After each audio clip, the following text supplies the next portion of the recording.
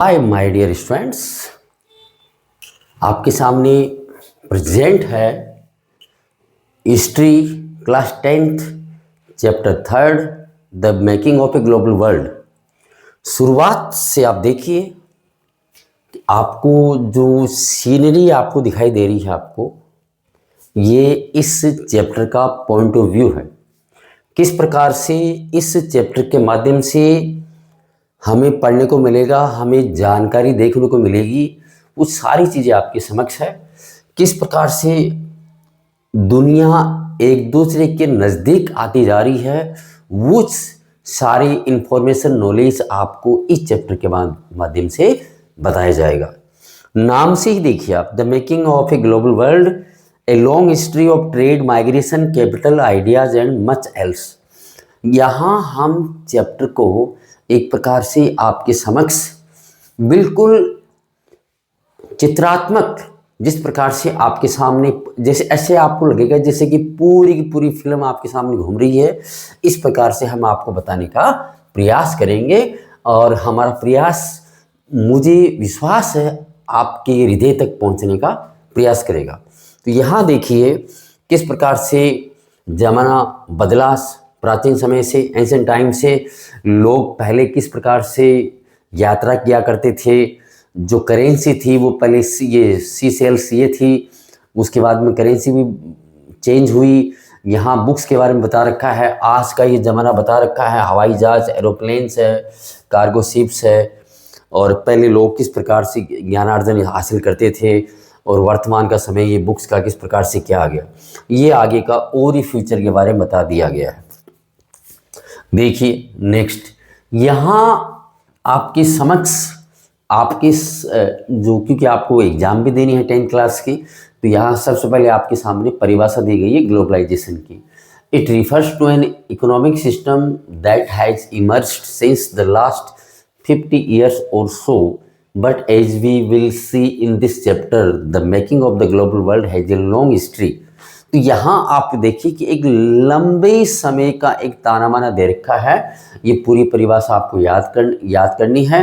यहाँ पर दे रखा है कि ये जो हमारा इतिहास है, दुनिया धीरे धीरे एक दूसरे के नज़दीक आ रही है। जो इतिहास है ये माइग्रेशन का भी है, और लोग यहाँ पर एक दूसरे के पास वर्क के लिए भी गए थे, और यहाँ पूंजी के लिए भी गए थे, और इसके अलावा बहुत सारे कारण भी है जिसके लिए लोगों का एक दूसरे के पास आना जाना रहा। ऑल थ्रू हिस्ट्री, आप इतिहास को पढ़ेंगे तो आपको human societies have become steadily more interlinked. तो धीरे धीरे आपको इस इतिहास के माध्यम से आपको जानकारी हासिल होगी कि मनुष्य लोग धीरे धीरे एक दूसरे के नज़दीक आते गए।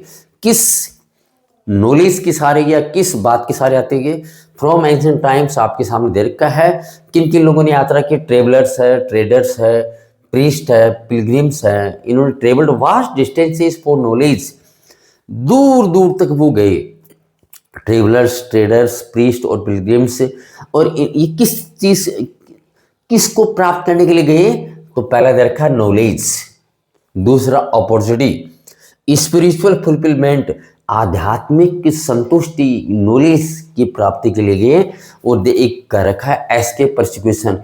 कई बार क्या है कि पहले के समय में राजा महाराजा बहुत से लोगों को अपराधी श्रेणी में मान के उनको देश निकाला दे दिया करते थे, ये उसी में है। अब ये लोग अपने साथ क्या क्या ले गए, तो यहाँ पर दे रखा goods, money, values, skills, ideas, inventions और जर्म्स एंड डिजीजेज। इनमें बहुत सारी मीनिंग आप जानते हो। पैसा है, गुण है, ये आपकी विद्वता है, आप में काम करने की जो कौशलता है वो है, विचार है, आपकी खोज है, और ये आपके साथ कुछ बीमारी के कण हैं और बीमारियां हैं। इसके अलावा हमने बहुत मिलियन हजारों वर्षों तक हमने जो सी सेल कोड़ी है, जिसको हम कोड़ी बोलते हैं, ये हमारे एशिया में, ये मालदीव से लेकर चाइना और ईस्ट अफ्रीका तक एक प्रकार से करेंसी के तौर पे इसका सदुपयोग हुआ है। यहाँ देखिए आप, 10 सिल्क रूट्स, यहाँ ये चाइना है, आपके समक्ष आपको दिखाई दे रहा है। तो चाइना से जो आपकी बुक में जो जानकारी दे रखी है, 3 सिल्क रूट है। तो एक तो ये चाइना से सिल्क रूट होते हुए यहाँ यूरोप पहुँचा, दूसरा जो रूट है वो आपका यहाँ ये इजिप्ट पहुँचा, ये जो इजिप्शियन सिविलाइजेशन थी, और तीसरा यहाँ से लेकर ये जो आपका वेस्टर्न एशिया है यहाँ तक पहुँचा। आप इसे मेसोपोटामियन सिविलाइजेशन बोल सकते हैं, जो ये बेबीलोन भी कह सकते हैं। बेबीलोन है, इजिप्ट है और यूरोप है, ये तीनों इलाकों के अंदर ये चीज़ है। तो ये जो इजिप्ट है ये अपना ये इधर नॉर्दर्न अफ्रीका वाला हिस्सा है। तो ये जो सिल्क रूट 3 मैंने आपको बता दिए हैं, यहाँ से ईस्ट एशिया से वेस्ट एशिया, ईस्ट एशिया से यूरोप और ईस्ट एशिया से नॉर्दर्न अफ्रीका, ये सिल्क रूट थे। देखिए यहाँ उसी प्रकार से और भी फूड दे रखी है। लोग यहाँ मसाले ले जाते थे सिल्क रूट के माध्यम से। कैसे ये जो चीनी बर्तन थे उनको भी ले जाते थे, मसाले भी ले जाते थे। इसके अलावा जो कपड़े होते थे, कॉटन के कपड़े हैं और सिल्क के कपड़े हैं, उनका भी आदान प्रदान हुआ करता था। एक प्रकार से इस फोटो के माध्यम से, इस सीनरी के माध्यम से आपको बताया गया है कि ये जो यहाँ पर ये मैप भी बनाया गया कि तो ये मैप यहाँ से और ये पूरे वर्ल्ड में इस प्रकार से ये कारोबार व्यापार फैला हुआ था। ये सारी जानकारी आपके सामने दे दी गई है। देखिए आप यहाँ वही बात जो मैंने फोटो के साथ आपको बताई है वो दिया गया।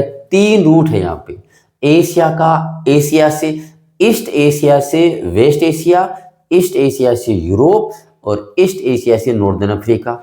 चाइना से क्या क्या गया? पोट्री भाई, चीनी मिट्टी के बने हुए बर्तन गए और सिल्क का कपड़ा गया। और इसी रूट से इंडिया से क्या गया? स्पाइसेस, मसाले गए।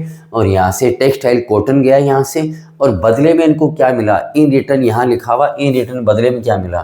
तो गोल्ड और सिल्वर, जो कि आपको पता है एशिया में इन चीज़ों की कमी थी, तो गोल्ड सिल्वर इनको बदले मिला। यूरोप टू एशिया, यूरोप से एशिया में है। इसके अलावा बच्चों आपके सामने ये भी बता रखा है, जो क्रिश्चियन जो मिशनरीज है, ईसाई धर्म प्रचार करने वाले लोग थे, उन्होंने भी इसी रूट का इस्तेमाल किया और एशिया पहुंचे। इनके कुछ समय के पश्चात मुस्लिम धर्म प्रचारक भी इसी रास्ते से पहुंचे। और इन सब से और भी पहले की बात करते हैं तो बौद्ध धर्म को मानने वाले भी इसी रूट से इंडिया से बाहर निकल करके पूरे एशिया में फैल गए थे। ये सारी जानकारी नोट्स के तौर पे आपके सामने दे रखी है। देखिए अब आगे देखिए आप, ये आपका एक ग्लोबल जर्नी वाला नूडल्स और पास्ता है, इसके बारे में आपको जानकारी दे रखी है। नूडल्स है, इन्होंने चाइना से ये इटली की यात्रा की, सिसिली की, और वहाँ जाके इसका नाम पड़ गया स्पेगेटी। इसके अलावा ये 5th सेंचुरी की बात है। इसके अलावा इंडिया, जापान, यहाँ से भी बहुत सारी जो चीज़ें हैं वो यहाँ से पूरे यूरोप में फैली। यहाँ देखिए आप, ये अमेरिका, यूरोप, यहाँ पर जैसे ही क्रिस्टोफर कोलंबस ने खोज की अमेरिका की, the Columbian exchange new world to old, देखो कि दुनिया एक नई दुनिया में आ गई। तो यहाँ से अमेरिका जब यहाँ पहुँच गए तो ये जो चिल्लीज है, स्वीट पोटैटोज है, ये तो कोई ऐसा कहते हैं कि ये सारी चीज़ें यहाँ से अमेरिका से यूरोप पहुँची और यूरोप से इंडिया पहुँची। तो foods from America introduce potatoes, tomato, chillies.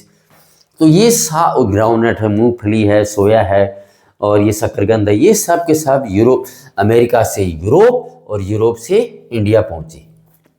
देखिए ये सारे नोट्स के तौर पर वही जानकारी जो मैं आपको बोल चुका हूँ, वो आपका नूडल्स वाला है, वो कैसे ये पहुंचा नोट्स के तौर पे 5th सेंचुरी में, तो ये आपको नोट करना है, लिखना है इसको। ये मैं आपको बता चुका हूँ, क्रिस्टोफर कोलंबस ने इसकी खोज की थी। ये सारे रिटर्न में डाटा आपके समक्ष उपलब्ध है।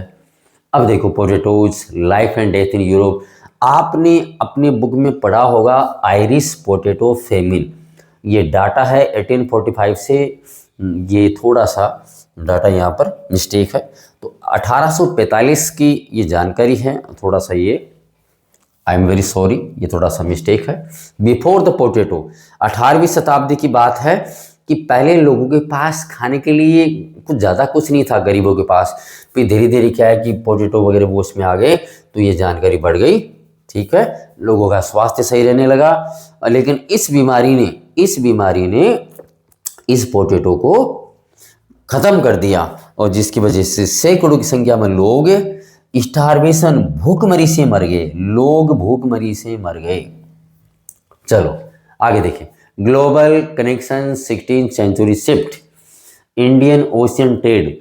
जैसा कि सभी बच्चों को पता है कि 16वीं शताब्दी तक पूरे देश का जो ट्रेड था, व्यापार था, वो एशिया के इर्द गिर्द ही घूमता था।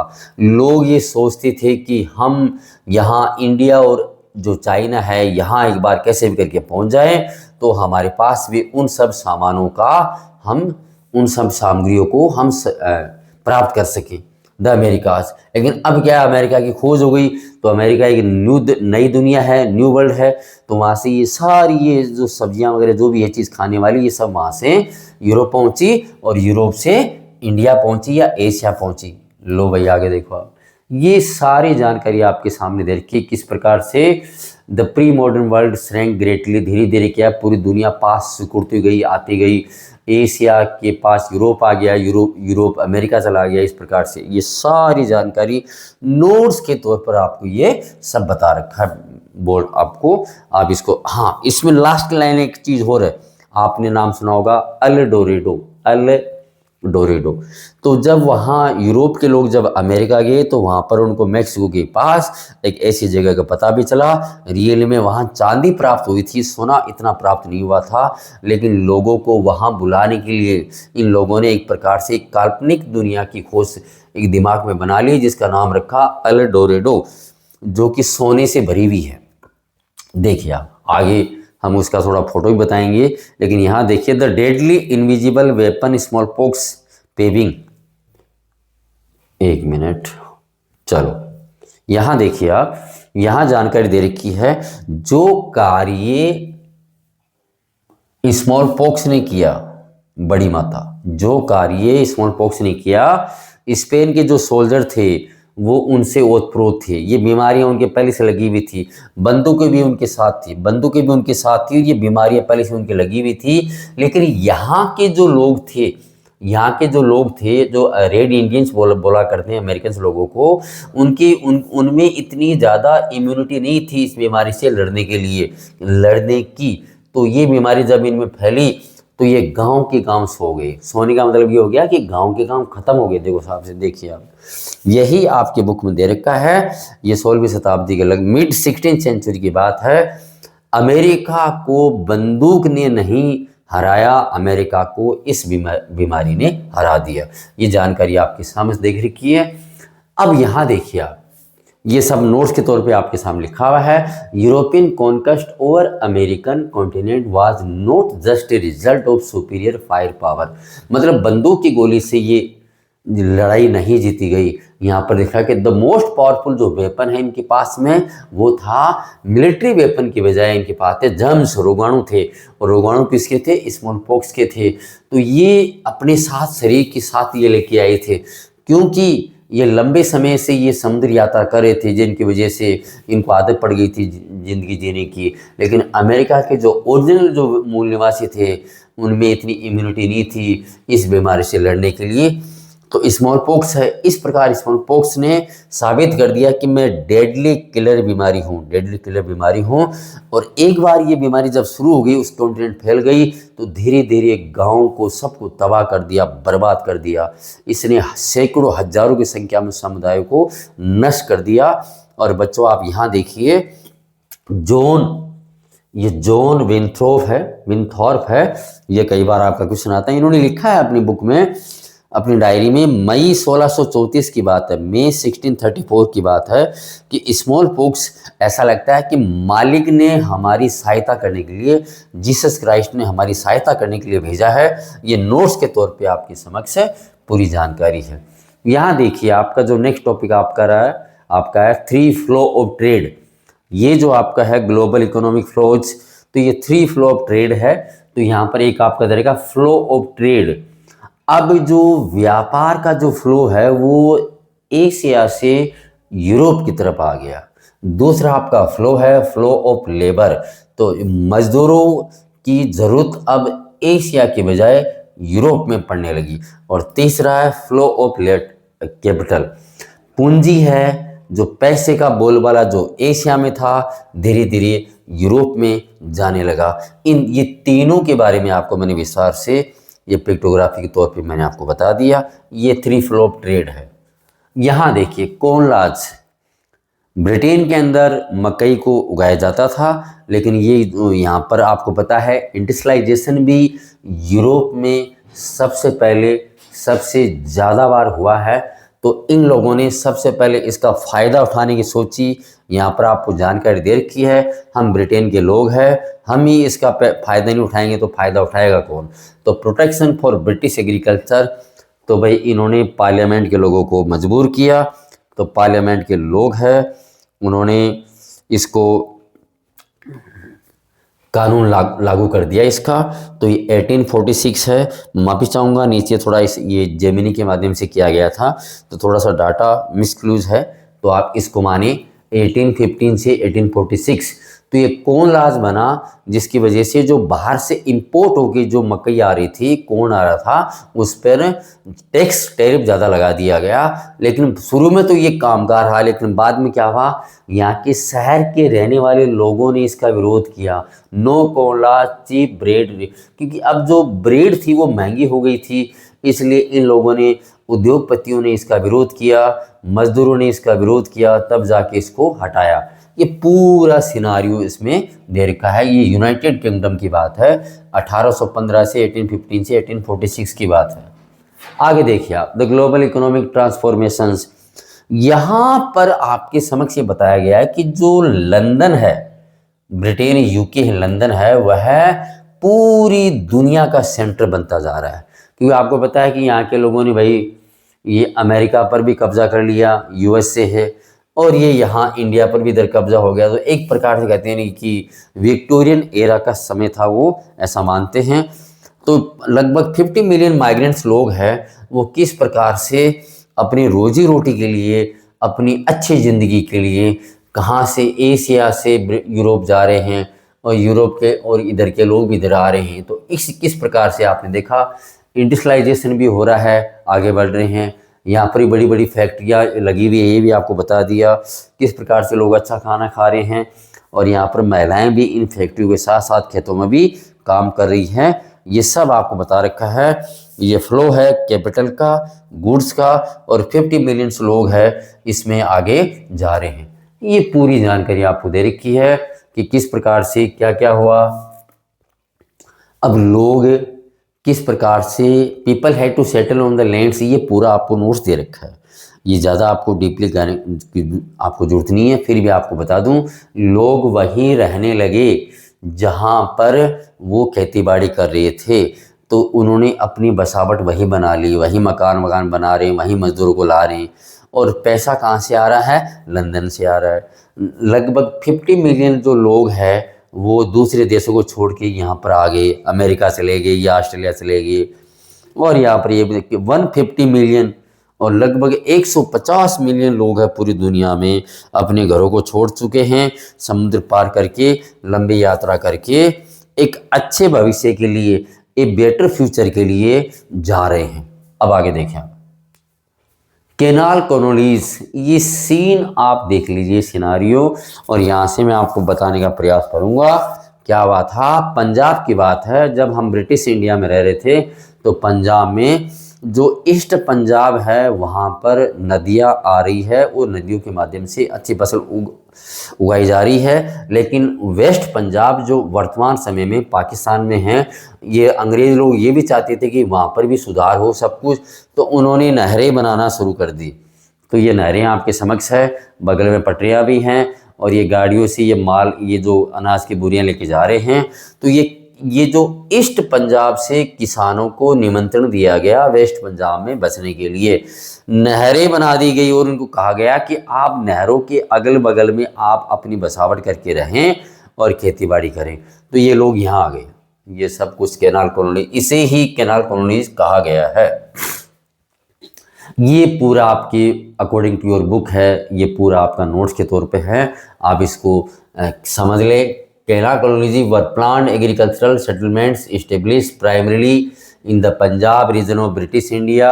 अब ये पाकिस्तान का हिस्सा है और ये 19वीं 20 शताब्दी की बात है। इनके पर्पज़ वगैरह क्या जो भी है वो सब मैं आपको समझा चुका हूँ, फिर भी आप नोट्स के तौर पर आपके समक्ष ये प्रेजेंट है। अब इसमें आप आगे देखिए, global migration and reflection of social, political and economic evolution in 19th century. यहाँ सब कुछ आपके सामने बता रखा है कि दुनिया एक प्रकार से चलायमान हो गई है मनुष्य के द्वारा। लोग कहाँ कहाँ स्टेम शिप्स बन रहे हैं, लोग इधर से उधर इनके माध्यम से जा रहे हैं, देश को छोड़ के दूसरे देशों में जा रहे हैं, डिमांड बढ़ रही है, इमिग्रेशन फ्रॉम यूरोप, यूरोप से लोग अमेरिका जा रहे हैं। सब देखो दुनिया एक प्रकार से गोल हो गई हिसाब से। यहाँ फैक्ट्रियों में काम किया जा रहा है, न्यू सेटलमेंट, लगभग नए घर जो जहाँ पर ये खेतीबाड़ी करते हैं वहाँ नए घर बनाए जा रहे हैं, न्यू हार्बर्स, नए बंदरगाह बनाए जा रहे हैं, लैंड क्लियरिंग फार्मिंग, ज़मीनों को साफ करके वहाँ पर खेतीबाड़ी की जा रही है, लोग अमेरिका जा रहे हैं, फूड टू ब्रिटेन, और लोग भोजन ब्रिटेन के लिए भेज रहे हैं समुद्री जहाज़ के माध्यम से, रेफ्रिजरेटेड शिप के माध्यम से। ये सब मैंने आपको बता दिया। यही सारी जानकारी आपके समक्ष है। और ये आपका नई जो चीज़ें आई वो है रेलवेज है, रेलवेज आई थी, स्टीमशिप है, और इसके अलावा एक टेलीग्राफ भी है। तो यहाँ पर ये पूरी जानकारी आपके समक्ष दे रखी है। न्यू टेक्नोलॉजी जो आपके सामने उभर के सामने आई वो है स्टीमशिप्स है, रेलवेज है और टेलीग्राम है। ये सारा नॉलेज आपके सामने दे रखा है। रोल ऑफ टेक्नोलॉजी वही चीज़ मैंने आपको बताई है, रेलवेज है, स्टीमशिप्स है, और इसके अलावा ये जो वायरिंग जा रही है, ये आप लोग जो देख रहे हो आप वायरिंग जा रही है, ये लाइट के साथ साथ ये टेलीग्राफ की भी लाइनिंग जा रही है। टेलीग्राफ तार जिसे हम तार बोलते हैं उसकी भी जा रही है। लोग सामान इधर से उधर ले जा रहे हैं, सब कुछ आपको दिख रहा है।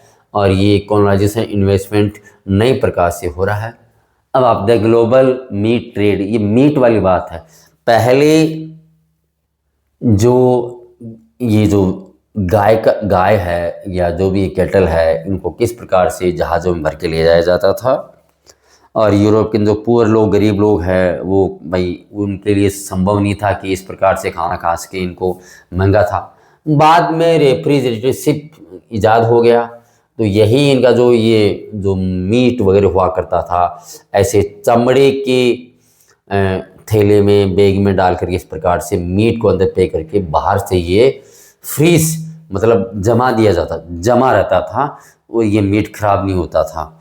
तो अब देखो गरीबों के अच्छे दिन आ गए, गरीब अपने भोजन के अंदर अब इस मीट को भी शामिल करने लगे थे।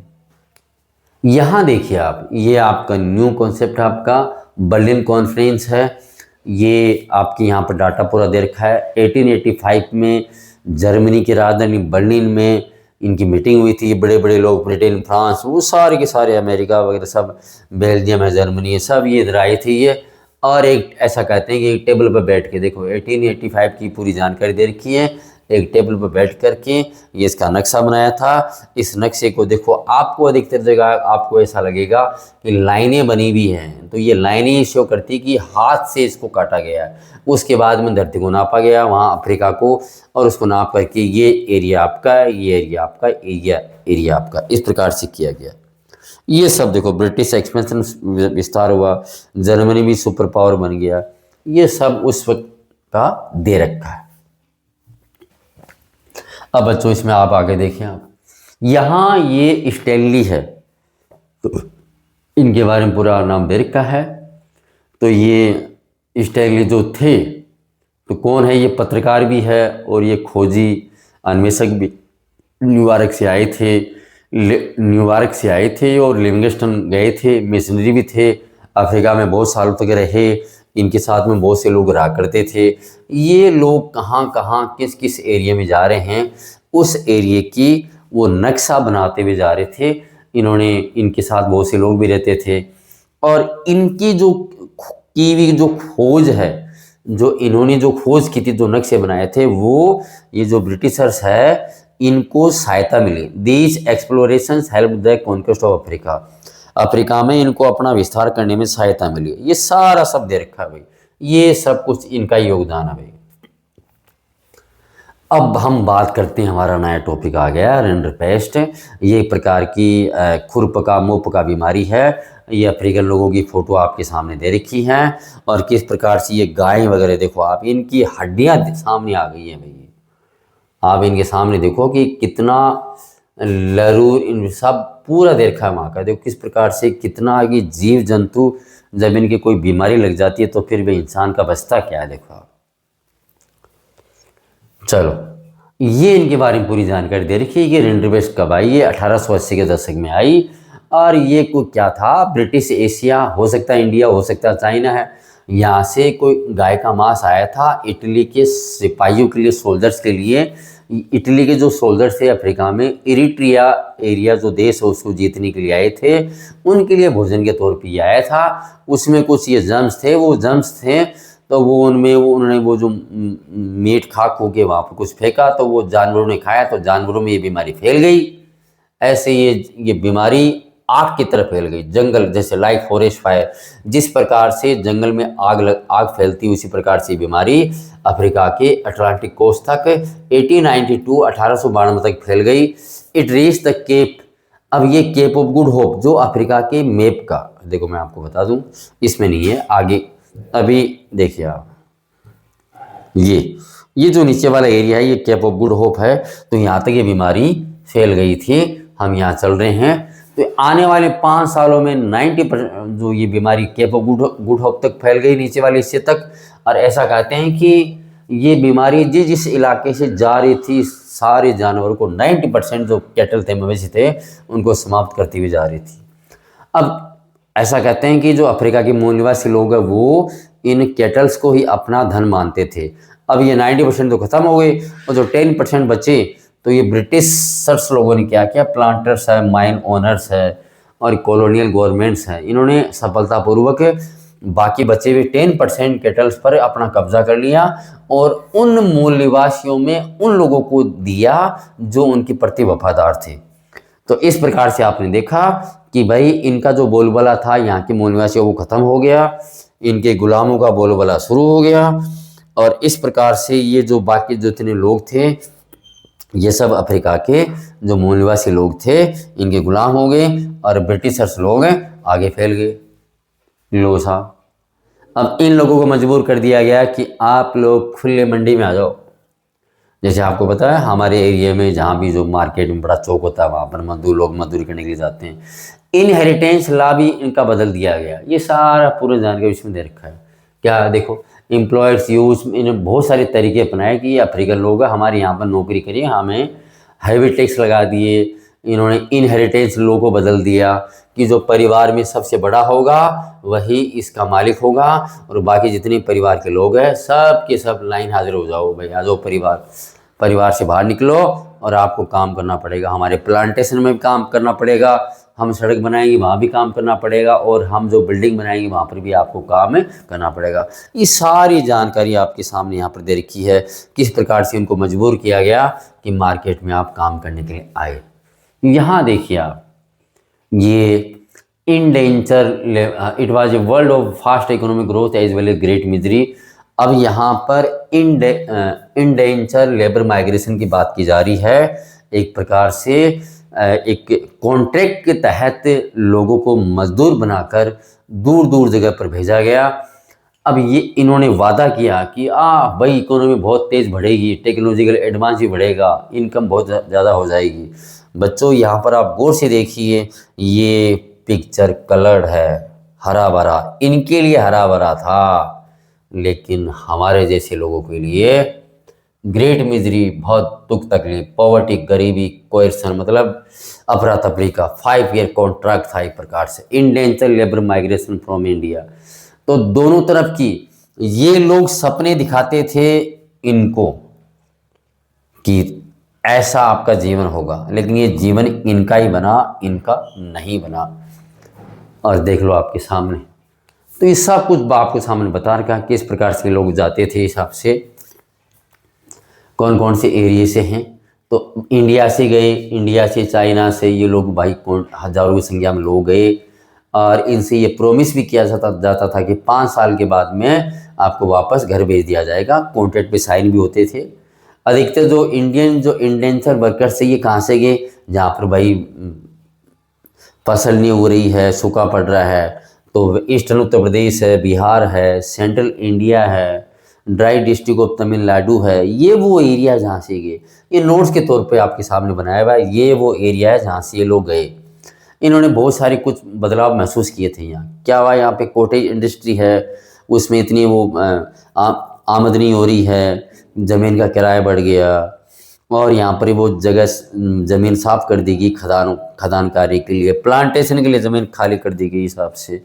तो इन सब चीज़ों से ये जो गरीब लोग हैं ये फेल हो गए। इन लोगों ने कहा यार अब हम कर्ज में डूब रहे हैं, हमारे सामने कोई नया रास्ता ही नहीं है। तो भाई इन्होंने सपने दिखाए बड़े बड़े, तो उस सपने के अंदर ये लोग आते गए। यहाँ देखो आप, एस्केप प्रॉपर्टी, हम ये कर देंगे, हम escape poverty, prosperity avoids, high wages, हम आपको बहुत बड़ी तनख्वाह देंगे, आपकी बस अच्छे दिन आने वाले हैं, गरीबी दूर है। और ये अब देखो हकीकत क्या है, बड़े बड़े वादे किए, वादे सारे सब झूठे निकले। और ये लो साहब काले कोयले में रहे और ये हरियाली में रहे हिसाब से। तो ये देखो फॉल्स प्रोमिसेस, डिसेप्शन, वेजेस सब बता रखा है, और ये सारी फोटो आपके सामने दे रखा है। तो ये a voyage of no return, Caribbean island में भी गए, मॉरिशस में भी गए, फिजी भी गए, सिलोन भी गए, आसाम भी गए, हमारे भारत के आसपास श्रीलंका भी गए, बहुत तमिल लोग भी गए, आसपास का सब पूरा बता रखा है। ये मुस्कान इनकी थी, इनके लिए ही थी, बाकी गरीब तो गरीब ही बन के रहे। ये देखो अब हमारे यहाँ पर है कि अब ये लोग वहाँ चले तो गए, लेकिन इन लोगों ने वहाँ पर जाके अपनी ज़िंदगी को कैसे गुजारा किया, हिसाब सब कुछ है। तो यहाँ पर पूरा बता रखा है, चटनी मुजी का भी बता रखा है, यहाँ पर होसे का भी बता रखा है। ये लो साहब, ये होसे वाला हो गया आपका, ये आपका चटनी मुजिक है। तो इस प्रकार से पूरी जानकारी आपको दे रखी है। इन लोगों के सामने कोई चारा नहीं था कि अब करे तो क्या करें भाई, हम वापस हमारे घर जा नहीं सकते। तो इन्होंने एक, हाँ सबसे पहले वहाँ पर आपके सामने जानकारी दे रखी है, इन्होंने भागने का प्रयास किया। जो आपका फर्स्ट पैराग्राफ है, इन्होंने भागने का प्रयास किया, तो अंग्रेज़ों ने बंदूक इनके पास थी, इनके पास साधन थे, इनको पकड़ा और जिन्होंने ज़्यादा विरोध किया मार दिया उनको हिसाब से। उसके बाद में लोग भाई यहाँ पर रह रहे हिसाब से, इनके पास कोई उपाय नहीं था, करे तो क्या करें। तो नई प्रकार से ज़िंदगी जीना इन्होंने शुरू कर दिया हिसाब से। तो ये मुस्लिम लोग जो मुहर्रम मनाते थे, हाय हुसैन दुख तकलीफ में करते थे हिसाब से, उसको होसे बना दिया। और यहाँ पर एक कोई ये और रस्टेफारिनिज्म, देखो ये कोई पॉप स्टार है। तो इस प्रकार से इन्होंने नई प्रकार से कुछ गीत लिखे, गाने लिखे। रेगी स्टार बॉब मार्ले जमैकन का है ये। और ये चटनी म्यूजिक है, इसमें ये चटनी म्यूजिक में क्या है कि मिक्सअप हो गया सबका हिसाब से, पूरा दे रखा है हिसाब से। ये इंडियन माइग्रेंट्स ये कैरिबियन गए, तो चटनी म्यूजिक है, ये त्रिनिदाद और गुयाना में बड़ा फेमस हुआ। सबको अलग अलग गीत आते हैं और सब अपने अपने हाथ में जो भी वाद्य यंत्र लेके गाना गा रहे हैं, तो वो मिक्सअप हो गया। इसी मिक्सअप को भाई चटनी म्यूजिक बोला गया है। अब इसमें आप आगे देखिए, आप ए सेड हेरिटेज क्रिकेटर्स, लो साहब बहुत से लोग इंटेंशनल जो लेबर गए थे उनके वंशज हैं। शिव नारायण चंद्रपाल है, राम नरेश सरवन है, ये इनके वंशज है। वीएस नायपाल है, इनको तो भाई वो नोबेल अवार्ड ही मिला था इनको हिसाब से साहित्य का।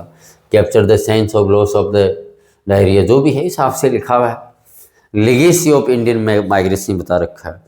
बहुत से लोग भाई बाहर व्यापार करने के भाई मजबूरी थी, करें तो क्या करें भाई। तो जैसे ये देखो शिकारी, पूरी श्रोफ,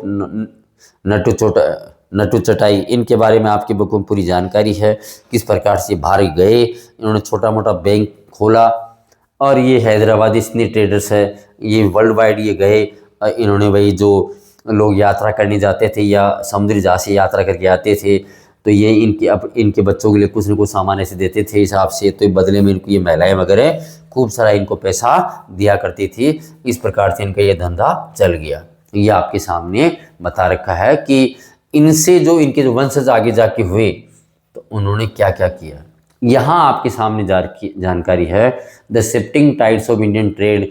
देखो भाई, हमारे भारत से सबके सब सुन ले, हमारे भारत से जो कपड़ा तैयार हो रहा है, धीरे धीरे उसका ग्राफ नीचे आ रहा है, एक्सपोर्ट कम हो रहा है। देखो कॉटन टेक्सटाइल एक्सपोर्ट है वो 30%, और 1800 में 30% और 1870 में 3%, इतना कम हो गया।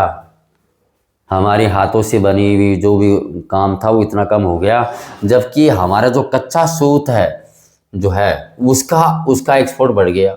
लो साहब, ये लो आपके सामने दे रखा है, ये रॉ मटेरियल है, ये रॉ कॉटन है, ये 5% से 35% बढ़ गया।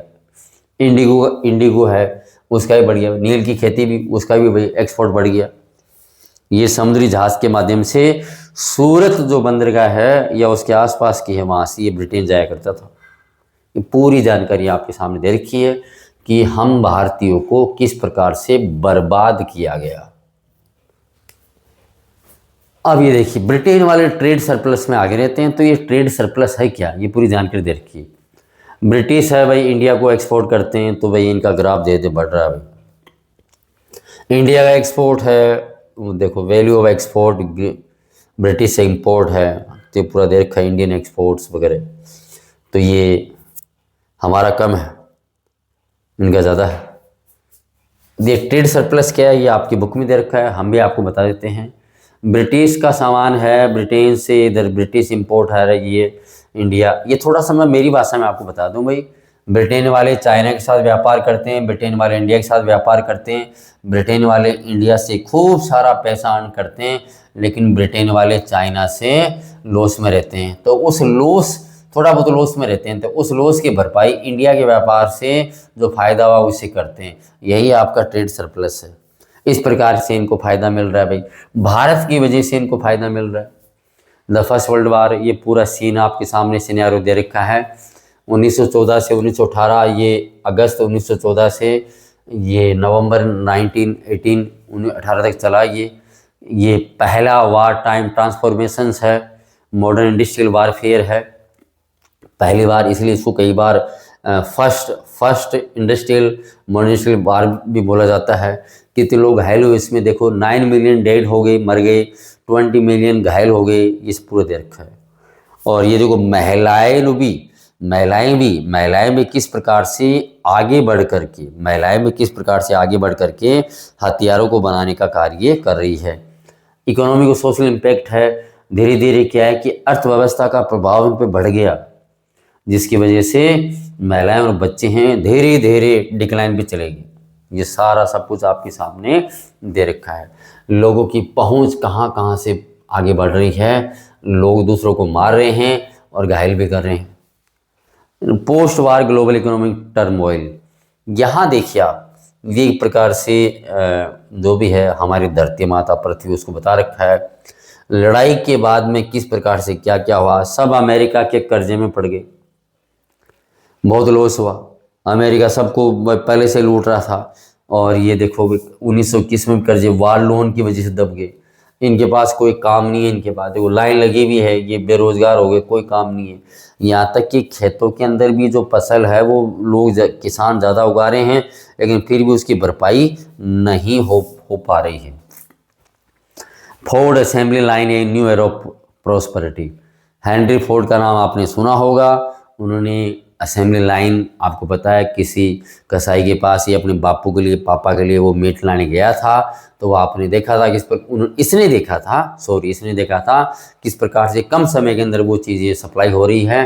तो उसी के आधार पर इन्होंने वो कारखाना बनाया, जिसमें कम समय में गाड़ियाँ तैयार हो रही थी, और इन मजदूरों को इतना पक्का कर दिया इसने कि ये जैसे ही मजदूर नाराज़ होते हैं इनका पैसा बढ़ा देता है। इस प्रकार से लगातार कार्य होता रहा, और ये फर्स्ट जो कार है टी मॉडल वाली, वो इनके पास आ गई। इन्होंने पूरी दुनिया को सप्लाई की। उसके बाद में हायर परचेज के माध्यम से, हायर परचेज क्या है, जिस प्रकार से वर्तमान समय में हम मोबाइल है, टीवी है या और भी चीज़ है, हम किस्तों पर लेते हैं, इंस्टॉलमेंट पे, वीकली इंस्टॉलमेंट, मंथली इंस्टॉलमेंट पे लेते हैं, उसी प्रकार से ये आपके समक्ष ये हुआ। तो ये हायर परचेज का सिस्टम वहाँ से चला है। कभी हम होली दीपावली पर जो मोबाइल पर लेते हैं, किस्तों पर लेते हैं, गाड़ी लेते हैं, ये सारा सिस्टम वहीं से चला है।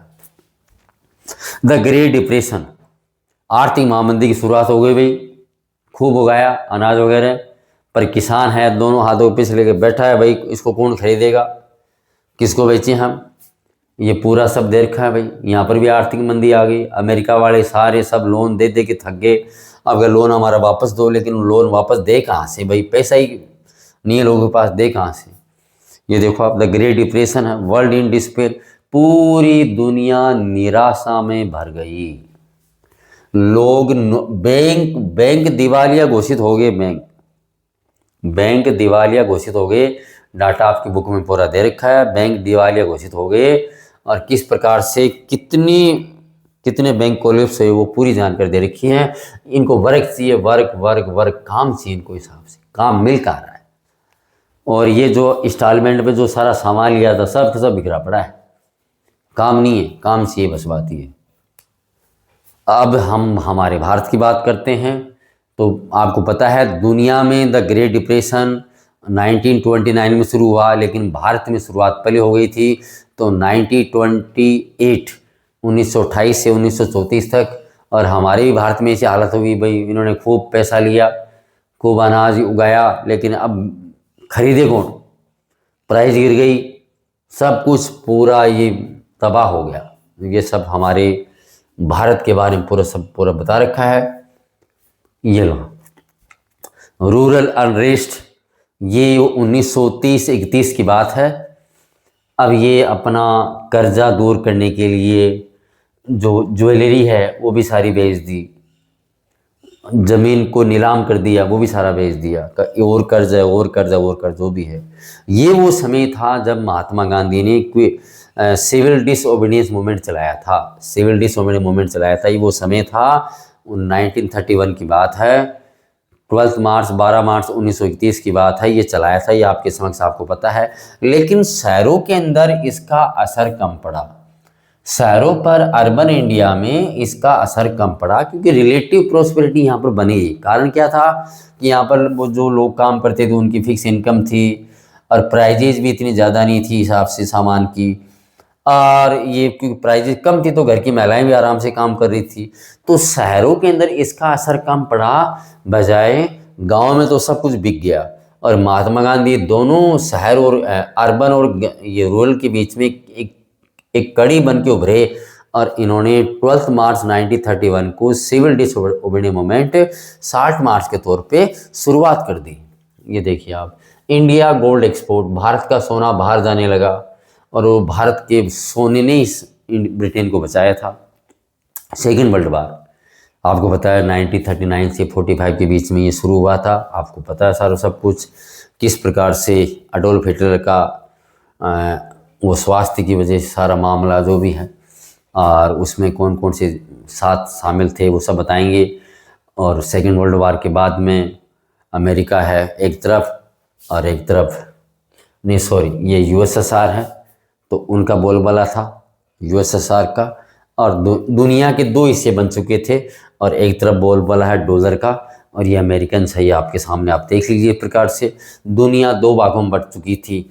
शांति का जो कबूतर था उसको एक पंख इन्होंने बांध लिया और एक उन्होंने बांध लिया, ये आपके सामने है। तो ये मैंने आपको बताया। इसमें एक चीज़ और, इसमें सेकेंड वर्ल्ड वार के अंदर मैं आज जरा आपको जान के बता दूं, जर्मनी है, इटली है, जापान एक तरफ थे, और ब्रिटेन, फ्रांस, यूएसएसआर और अमेरिका दूसरी तरफ थे।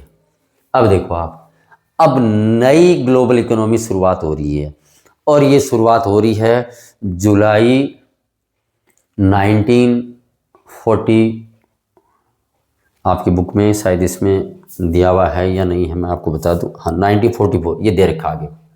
देखिए हमने जो तैयार किया आपके लिए, तो ग्लोबल इकोनॉमी एक नए प्रकार से तैयार हो रही है। सेकेंड वर्ल्ड वार चलने के समय से ही जो अमेरिकन और बाकी जो लोग थे, इन्होंने धीरे धीरे अपना बोलबाला शुरू कर दिया था कि हम जैसा चाहेंगे वैसा आपको करना पड़ेगा, ये हमारी तरफ से है। तो भाई इन्होंने दो संस्थाएं बनाई। जुलाई 1944 में इसकी मीटिंग हुई थी। ये मीटिंग का पूरा सिनारियो आपके सामने दे रखा है, और इसमें दो संस्थाएं बन के उभरी, तो वो दे रखा IMF और world bank, international monetary fund है और वर्ल्ड बैंक। और इन दोनों संस्थाओं ने 1947 में काम करना शुरू कर दिया। वो जानकारी जो आपके पेपर में आती बता दिया मैंने, 1947 में काम करना शुरू कर दिया, और दो संस्थाएं बनी जिनको ब्रेटन वुड्स सिस्टरशिप, ट्विंस भी बोलते हैं, सिस्टरशिप बोलते हैं इनको, और ये IMF और वर्ल्ड बैंक है। ये मीटिंग का पूरा सिनारियो आपके सामने एक प्रतीकात्मक आपको बता रखा है।